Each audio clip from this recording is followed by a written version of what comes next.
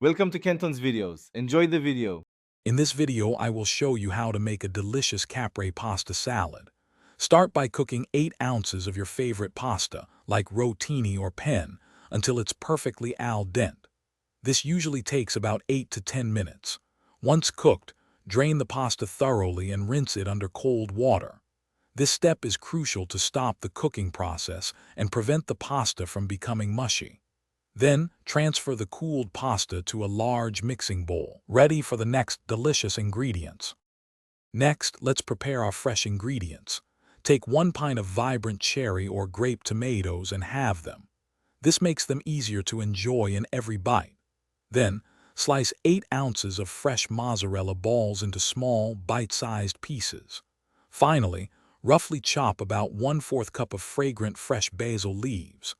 These 3 ingredients are the heart of our Caprese salad, bringing incredible flavor and color. Now for the simple yet flavorful dressing.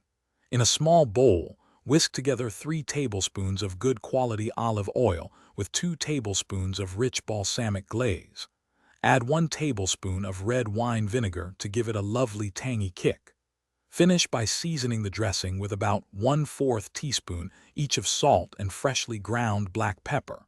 This dressing will perfectly complement the fresh ingredients, tying all the flavors together beautifully.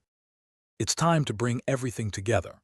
Add your halved cherry tomatoes, sliced fresh mozzarella, and chopped basil to the bowl with the cooled pasta. Pour the delicious balsamic dressing evenly over all the ingredients. Gently toss everything together until every piece of pasta and every ingredient is coated in that wonderful dressing. Serve your homemade Caprese pasta salad immediately, or chill it for about 30 minutes for enhanced flavors.